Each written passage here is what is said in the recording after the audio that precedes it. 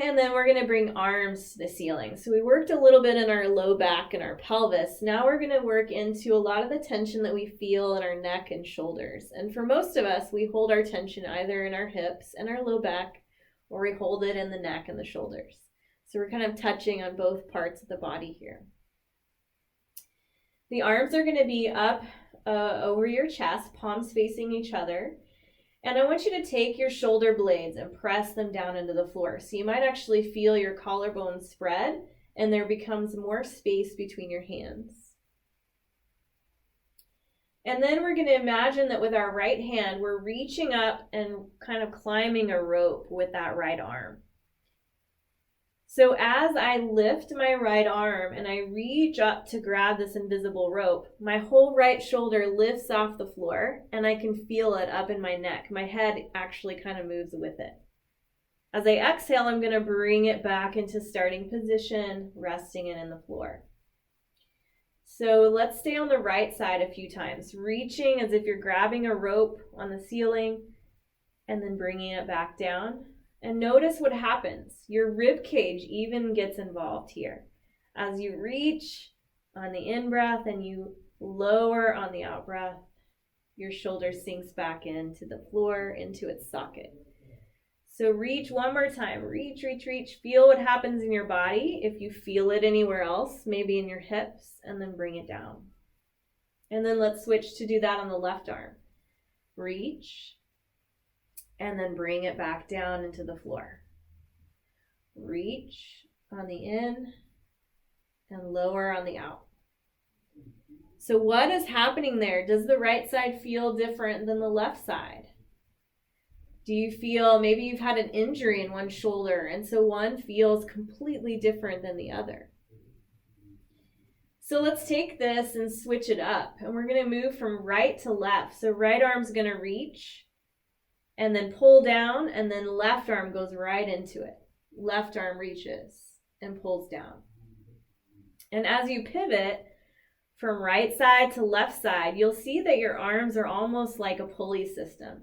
As the right arm pulls down and into the floor, the left arm reaches. And as the left arm pulls down into the floor, the right arm starts to move upward. So this pulley system with your chest, your diaphragm as the fulcrum, you're kind of moving in one to the other. Shifting in that twist pattern through the thoracic spine, the shoulder blades, the rib cage, maybe even the head and neck. Good. So when you get to the left side, let it go. Let your arms relax, open, palms face up, soften for a second. If it feels good to let your knees tent in and touch and widen your feet a little further apart, do that.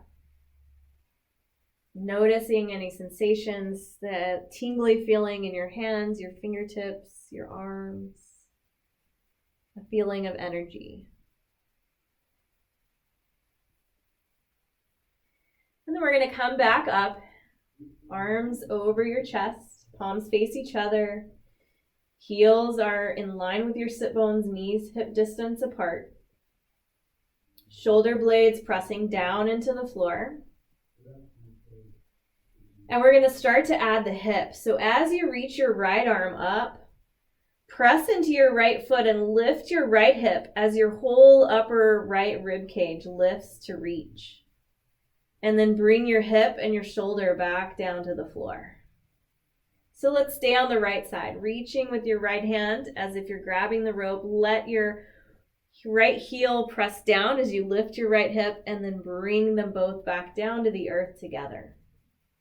And notice whatever happens here, where you feel tension, where you feel stuck, stiff. You might even feel it in your low back now. One more time, reach with the right hand, tilt, and then bring it back. And then do the same thing on the left side. Left side reaches with the left hand. Let the left hip follow. It kind of tips up off the floor, and then bring them both back to the earth. So reach, left hand, left hip, pull it back down. And notice the whole pattern through your body. Go slow enough that you feel what happens to your head and your neck as you reach, what happens to your feet, Where do you put the weight in your feet as you press up and lift into that hip? And then bring both back down to the earth.